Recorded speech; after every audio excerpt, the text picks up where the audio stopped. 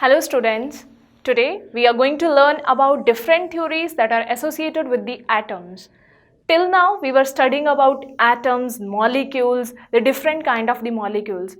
But we didn't know that who is the person who is behind finding out and this atom and giving the theories related to the atoms.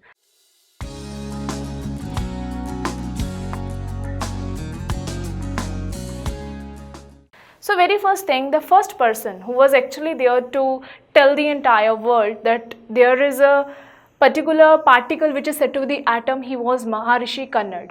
Maharishi Kannad, when he was working on different experiments, he brought light to this thing that when a matter or a substance is divided, it is having the smallest particle which is said to be Parmanu. So from there, the different scientists, they started thinking about the same.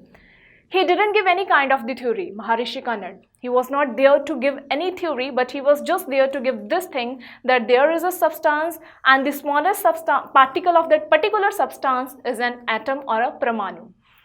The person who gave the very first theory related to the particular thing was Dalton.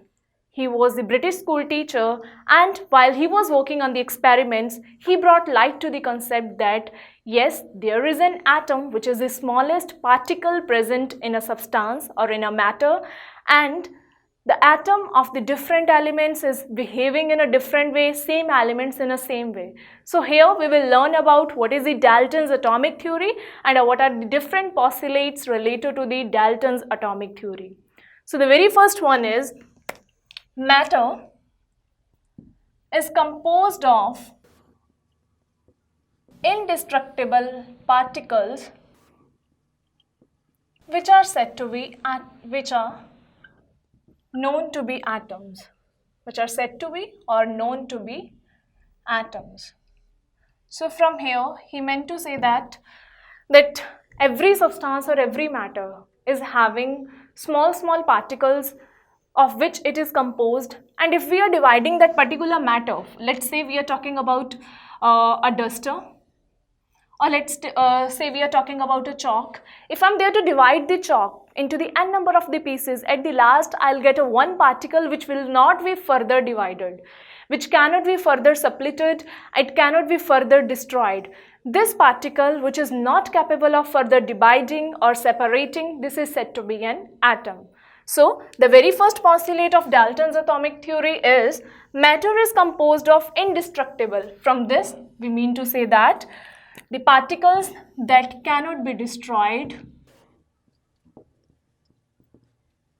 or further separated. Fine. So this was the very first postulate of Dalton's atomic theory. Moving ahead, Dalton, he gave this thing that when we are talking about the atoms of the same element, they are same in all the respects. Let's talk about their mass, let's talk about their physical, chemical properties, they will all be same. So atoms of the same elements, they have the same properties. That is the second postulate of Dalton's atomic theory.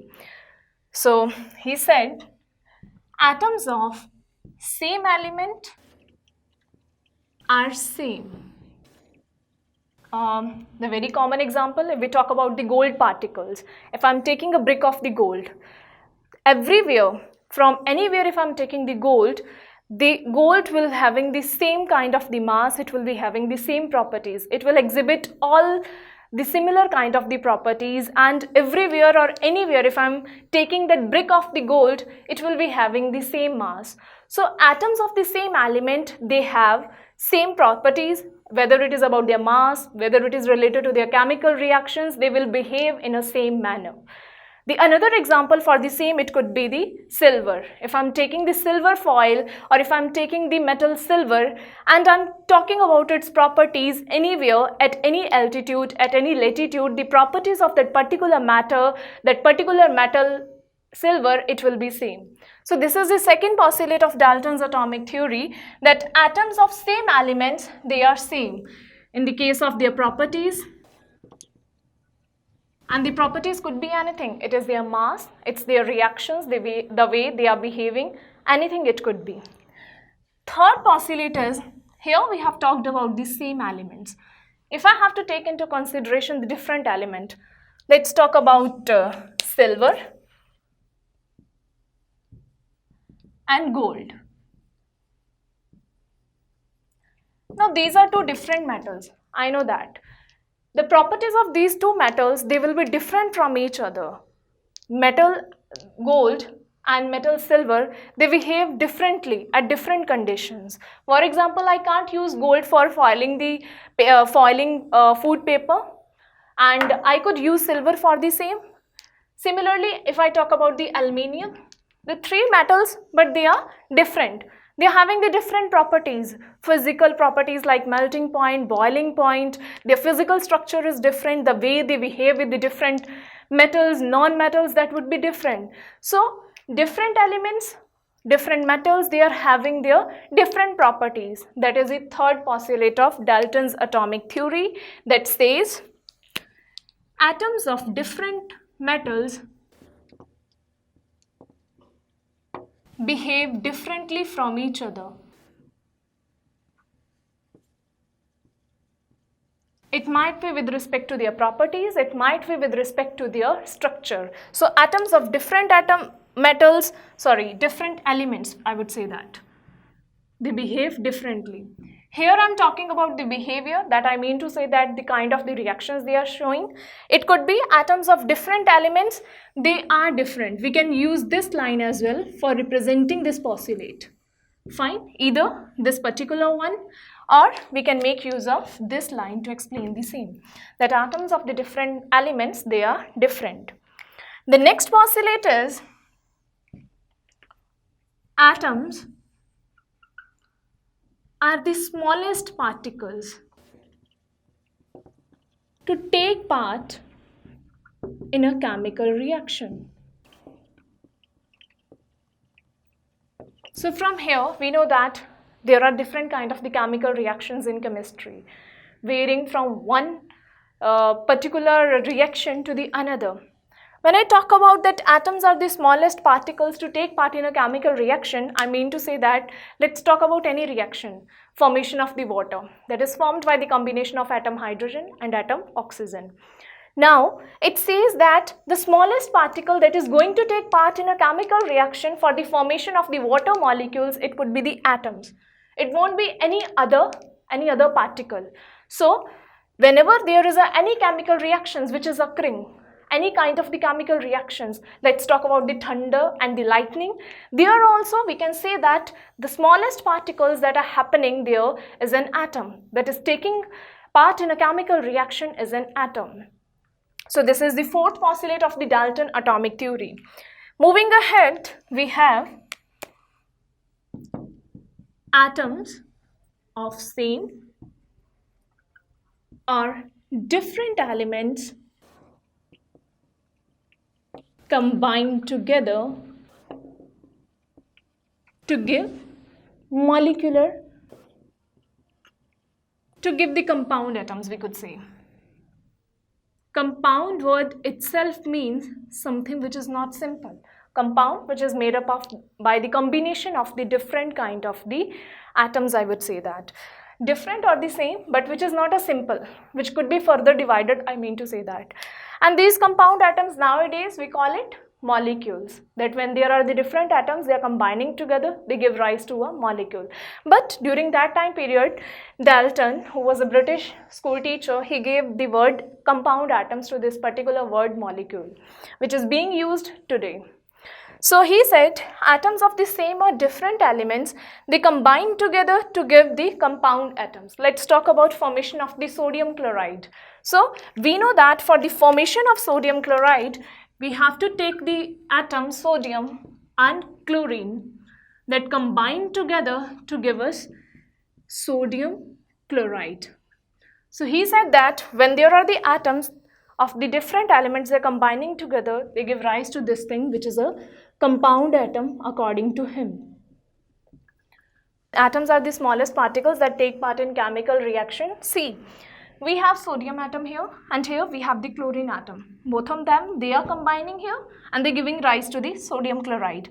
Now, very small thing which is taking place in a chemical reaction here would be sodium. sodium atom. If we don't have the atom, there is no other, we can't say that there is any other particle beyond that atom which is smaller even from this atom itself that can take part in the chemical reaction. So there is only one particle that is taking part in the chemical reaction, and that is the smallest particle is the atom. Here, moving to this fifth postulate, we have atoms of same or different elements, they combine together to give the compound atoms. This was the example with the different elements. If I have to take the same elements, let's talk about hydrogen atoms. The two hydrogen atoms, they combine together to give hydrogen compound atoms. I would say that the hydrogen molecule. So here the same elements, they are combining together. There will be some conditions of temperature or pressure, but we are not studying it over here. The reason being, this was the very first theory that was given related to the atoms, and it was not mentioned over here related to anything related to the conditions of temperature or the pressure. So we will just write it that atoms of same or different elements, they combine together to give the compound atoms. So we were talking about the postulates of the Dalton's atomic theory. The next postulate about the same theory is atoms can neither be created nor be destroyed. That was the another postulate which was given by Dalton, that whenever we have any kind of the atom, that particular atom, as we have already studied, it cannot be created. He also said that that particular atom we cannot even create. We can't even create that particular atom by the chemical reactions. Either it should be present naturally, or there will be some another method from where that particular atom could be get. But he said that atoms, it could neither be created, it can never be destroyed. So from the creation, I mean to say that if we have to talk about the laboratory methods and the practices for creation of any atom, it's not possible. Fine. Moving ahead, we have atoms take part in various kind of the chemical reactions, such as the very first one, combination, that we usually study. The another one is the separation, and finally rearrangement. So when we talk about the atoms, that they are taking parts in the various chemical reactions that we have studied just now, that atoms, they are combining. When they are combining, they give us the compound atoms. Now the type of the reactions that the atoms, they might be undergoing, the very first kind might be combination, as we have talked about combination of hydrogen with the, I would say that hydrogen only to give the hydrogen compound atoms. Fine. So it could be the combination reaction, it could be the separation. Now when I talk about the separation, it might be that compound atoms, these atoms, they are further splitting into the individual atoms. So that could be the definition of the separation of the various chemical reactions of the atoms. Then rearrangement, from this particular word, as the name itself says, rearrangement means that there is a rearrangement in the chemical reaction, and either the product form will be different. That are, for example, let's talk about, we have this silver nitrate and potassium chloride. That's a very complex example, I would say that. Rather than that, we can talk about whenever we have the rearrangement, it means that if the one atom is combining with some other atom in the beginning, after the reaction, it might be there to combine with some another atom. So that is a rearrangement, that they are rearranging among themselves and they're giving a new product which is different from the reactant one. So that is, we could say that, that is the example of the rearrangement. We can just avoid this one. This is not, because this could be the complex one over here, studying under the Dalton's atomic theory. Okay, so these were different kind of the postulates of the Dalton's atomic theory. Moving ahead, we will study about the limitations of the Dalton's atomic theory. Now, when do we know that the limitations or the drawbacks of any theory, it comes forward? It's only when there are the different scientists, another scientist who works on the same project, he or she gets to know that there are some drawbacks in that particular theory which is given to us. After that, the person will work on that particular drawback and he will tell us that, okay, these are the drawbacks of the theory given by the previous scientist, and hence he will come forward with a different kind of the theory or different kind of the explanations. So here also we could see that there were the different limitations and the drawbacks of the Dalton's atomic theory, which we are going to discuss just now.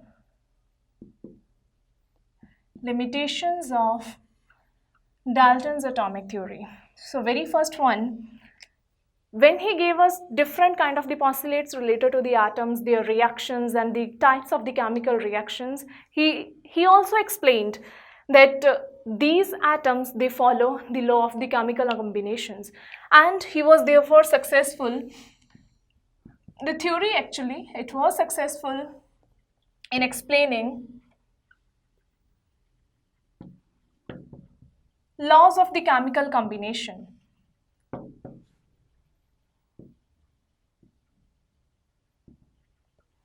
But only those chemical combinations that were taking place by masses, according to the masses. There was one limitation for this particular one. It was, he could not explain Gay-Lussac's law. So we know that when we talk about this Gay-Lussac's law, it is the law which is related to the volume. We have done that in a previous session only. A Gay-Lussac's law, it's talk about the volumes.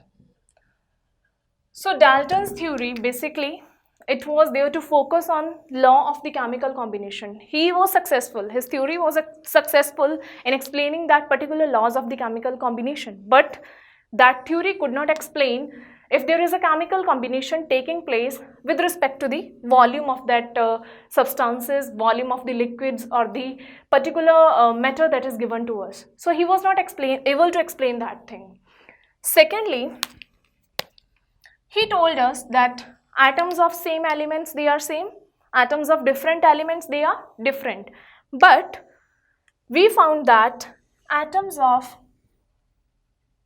if same elements, they are same, what is the reason behind it? It was actually question mark. We didn't get to know this thing, that why the atoms of same elements, they are same. And if we are talking about the different elements, why those atoms of different elements, they are different. He could not explain that particular thing. He just gave this thing that atoms of gold, they are same with respect to their masses, with respect to their physical or the chemical properties. And when he talked about the those different elements, let's say he talked about gold and silver, he couldn't explain why the valencies are different. He couldn't explain why the masses are different. He can't tell us why the physical properties like the melting point, boiling point, that would be the different. So there was no explanation, just the postulates that were given to us. So he could not explain that, the theory could not explain these particular thing, why the atoms of same elements, they are same, and why the atoms of different elements are different. Thirdly, he could not explain why atom is the smallest particle considered to be part of chemical reaction. So we studied this thing, that in any chemical reaction, the smallest particle that is there to take participation in that reaction is an atom. But he didn't tell us what is the reason behind it. Why it's always that only the atom is there to react, or it is the one particle that is acting individually, and it is the smallest particle to take part in that chemical reaction. He didn't tell us whether there is another particle, subparticles present there in an atom that are taking place in a chemical reaction or not. He just told us it is only the smallest particle to take part in the chemical reaction. Moving ahead, we have this thing. He gave us one postulate where he told that whenever the atoms, they are combining together, they give us the compound atoms, which are now known to be molecules. So he didn't tell us that if there is a chemical reaction, he didn't explain why the atoms, they combine to give these compound atoms. he gave no such explanations for the same. Moreover, he didn't explain that if such is the case, why the atoms they exist independently from the compound atoms. Because he told us this thing that atoms, whenever they are combining, they are having the different kind of the properties. Whenever they are founding the compound atoms, that particular compound atom will be having the different physical, chemical properties. Even the structure would be different as compared to the individual atoms. He couldn't give us such explanation that what is the reason behind it. Why, if the atoms they are combining together, they give rise to these compound atoms, any kind of the compound atoms, and even if that particular atoms they are combining together, why they actually exist independently from that compound atoms. Fine. Now he told us that this thing that atoms are combining, one atom plus the another atom, they are combining together, they are giving us the molecular atoms. But he didn't tell us what is the force that is holding that these particular atoms together. What is the force that is joining these atoms together in a particular compound atoms? It was not explained by Dalton's atomic theory. So he could not explain any theory or explanation to the postulate that what holds atom together in a molecule or in a compound atom. Fine. The last postulate is we have atoms of the different elements and we have the compound atoms. Now, what is the one thing that makes these atoms independent as compared to the compound atoms, or why atoms smallest particles, or we could say that the basic particle, it's different from that of the basic element or the basic atom of the compound atoms? So there was no such explanation or the distinction that was given by him. So no distinction or explanation, I would say that, with reference to smallest particle of an element and smallest particle or the basic particle of compound atom. So these were few postulates that were related to the limitations of Dalton's atomic theory that were actually found by the scientist who was working on the postulates given by him. And you get to know that these are the drawbacks that Dalton he left behind while he was working on his project. Now there were another scientist, who moved forward, projected and worked on the different kind of the experiments and the theories, and they provided us some another theories, and which is the version, I would say that the updated version of the particular theory that was the Dalton's atomic theory. We'll continue with that particular one, what the theory is, what are the different postulates, how that particular theory is different from the Dalton's atomic theory. So till now, we have studied about Dalton's atomic theory and different limitations that were related to that Dalton's atomic theory. Dalton's atomic theory, he gave us the postulates, which were just the explanations. I have already told you there were some scientists who were working on these kind of the projects, these experiments, and they figured out that Dalton only gave the postulates. He didn't give the explanations behind these postulates. And moreover, while they were working out, they found limitations and the drawbacks in Dalton's atomic theory. Here, we are going to study about modern atomic theory. That is something different, a theory which is little bit different, I would say that, from the Dalton's atomic theory.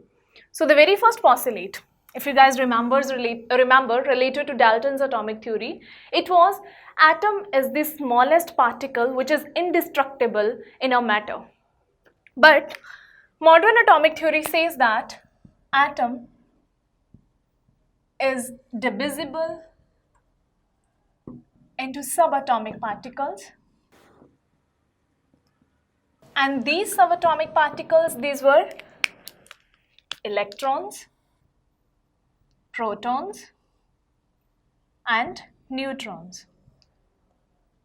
So that theory, that In a particular substance, the smallest particle, the basic unit is the atom, and this atom, it cannot be further subdivided, it has been superposed, I would say that with this particular postulate, that atom is further divided into three kinds of the subatomic particles. So, atom is no more indestructible.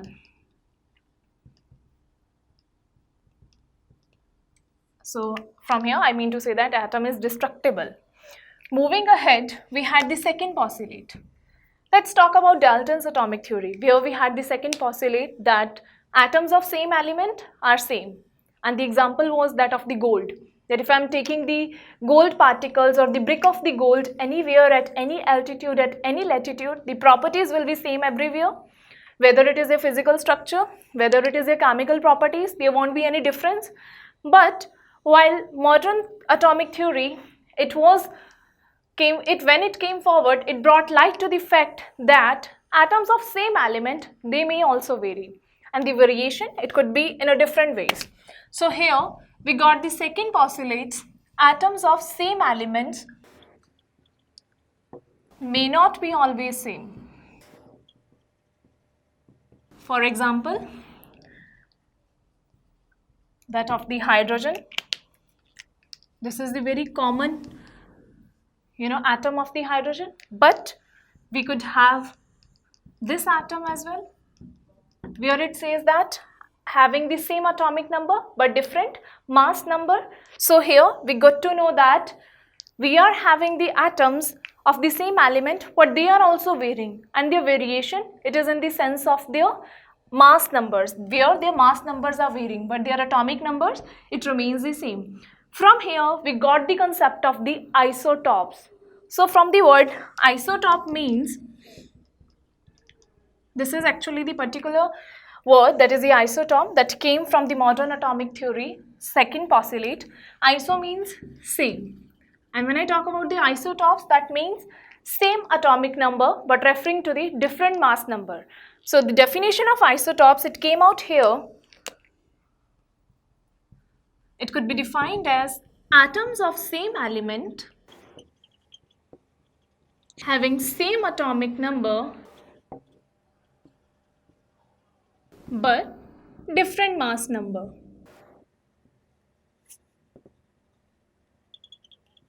Fine. The another example of the same isotope, it could be chlorine. Chlorine 3517 and chlorine 3717. These are the two isotopes of the chlorine. And if we are using these two different isotopes in a different reactions, we will get the different type of the different kind of the products, I would say that.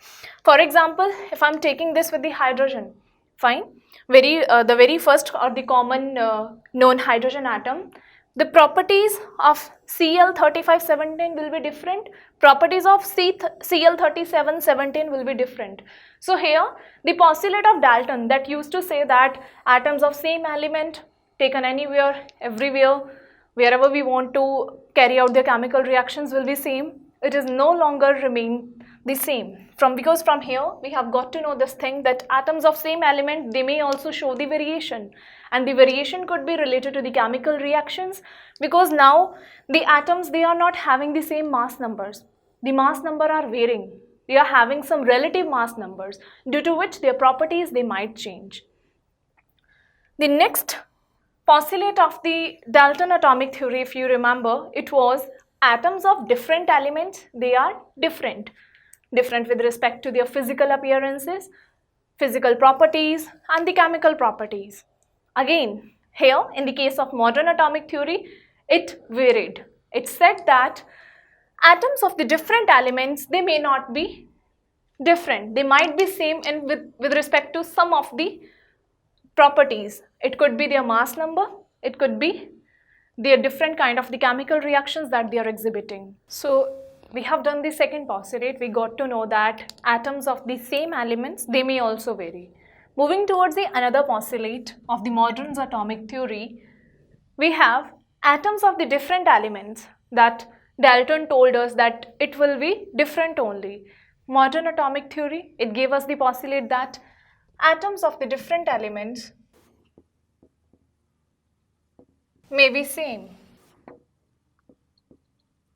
So if the atoms of different elements, they are same with one or the another respect, it means they can show the similar kind of the physical and the chemical properties as well. And we had the example for the same, sodium and neon. Neon having the, let me write it, neon and sodium. So when I talk about neon, it's having the atomic number 10 and sodium 11, mass number 22 and 22. Now here I could see that the atomic number of both of the elements, they are different, but we are having the same mass number. In the isotopes, what we have learnt, that the atoms of the same elements having the different mass number. Fine. There was a similarity in the atomic numbers, but here the atomic numbers are varying. So we get to know here that these elements, they might behave similar with respect to few of the things. Now from here we got the concept of the isobars. This is said to be isobar. As I told you earlier as well, iso means something which is same. When I talk about the isobar, it means that atoms of the different elements having the different atomic numbers but same mass numbers. And the example is neon and the sodium. Fine. Isobars, whenever we are taking, it means that those different elements, they might behave similarly in few of the chemical reactions, and the variations that might be different at some other point. So from here we got the another postulates in the modern atomic theory, that atoms of the different elements, they may be similar with respect to few of the properties, and this gives rise to isobar. Let's talk about the difference between the isobars and the isotopes. So when I talk about isotope, that means atoms of the same elements having the same atomic number but different mass numbers. Fine, this is about the isotope. And example, hydrogen with the same atomic number and the different mass number, which is represented as hydrogen, protium, deuterium and tritium. Fine, this is the protium, this one is deuterium, this is said to be tritium. So all of them, they are having the same atomic number but different mass numbers. Moving ahead to the isobar, I would say that they are the atoms of the different elements. Now they are having the same mass number. And what is the difference? They are having the different atomic number. And example, that of the neon and sodium, with the atomic number different but the same mass number. Fine. So this is the difference between the isotope and the isobar. I hope it's clear. When we have the isotope, they are the atoms of the same elements with the same atomic number and different mass number. Clear? When we have the isobar, atoms of the different elements, same mass number and the different atomic number. Clear? Okay. So moving ahead with the different postulate, the next postulate we have atoms of the one element, it might be converted or it might be transformed into the atoms of the another element. This wasn't told by Dalton's atomic theory, right? So here we have this postulate, atoms of one element may be, or it could be, transformed into atoms of another element. Now see, it means that if I'm changing one element to the another, in that case the property of that particular element will also vary accordingly. And what are the examples that are actually suitable for this particular postulate? For example, if we talk about uranium 235, we usually hear this thing that when it is bombarded with neutron, it gets converted to plutonium. Fine. So this is a conversion of one element to the another. This is also said to be the fission reaction. Fission means when a bigger particles or a bigger molecule, it gets split into the smaller atoms or the smaller molecules. So here we have the fission reaction that says that this is a process where the bigger molecules could be converted to the smaller atoms, and this involves the splitting of that bigger molecule into the different another molecule or the atom. So here we got to know that atoms of one element could be easily transformed to the atoms of the another elements. But let me tell you, this might not be possible for each and every element. There are certain kind of the conditions that are being, eligible for here for converting one particular metal or one particular element to the elements of the some other into the atoms of some another elements. Fine. So I hope this is clear. Moreover, this is also said to be the transmutation. Transmutation means to say that the process in which the atoms of one element, they can be converted to the atoms of the another element, that is the transmutation. Fine. Moving ahead, we have this point that was also given by the Dalton, that atom is always the smallest particle to get engaged in a chemical reaction. From here, I mean to say that that whenever we have any kind of the chemical reaction, there only the atom will be the finest, or the, I would say that the basic particle to involve or to initiate that particular reaction. This should not be confused with the very first postulate of modern atomic theory that said that atom is further converted into the different kind of the three particles. Why it should not be confused? Because that is something different. That is atom is divisible into these kind of the subparticles. Those subparticles, they might not be individually reacting over there. They will have their own properties, they will have their own characteristics, but it's always the atom which is the smallest particle, or which I could say that it is the basic particle to participate in any kind of the chemical reaction. So moving ahead, we have this thing. Dalton told us that whenever the atoms, they are combining in a chemical reaction, they combine in a very simple ratio. But when we had different kind of the compounds, we figured it out that there are the cases when the atoms, when they are combining to give a particular compound, their ratio might not be simple. It might be more complex and complicated. Let's talk about the example. Firstly, the postulate. Atoms combining together in a chemical reaction to give compound may not bear a simple ratio. It might be complex. For example,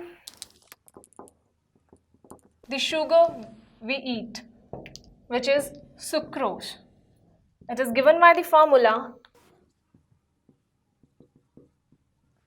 C12H22 and O11. So this is the ratio we are talking about. Carbon is to hydrogen is to oxygen ratio. It is not the simple.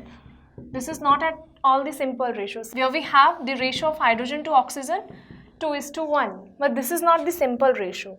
So here comes the postulate that whenever the atoms, they combine together in a chemical reaction, they do so in a simple manner as well. They might do it in a complex manner. So when it is a simple ratio, it might be 12:22:11, and in case of water, it might be 2:1. The next postulate where we have talked about that mass or matter could neither be created nor be destroyed in Dalton's atomic theory. Here we got to know that mass of a particular atom or the matter, if it is not destroyed, if it is not created, then where does it go?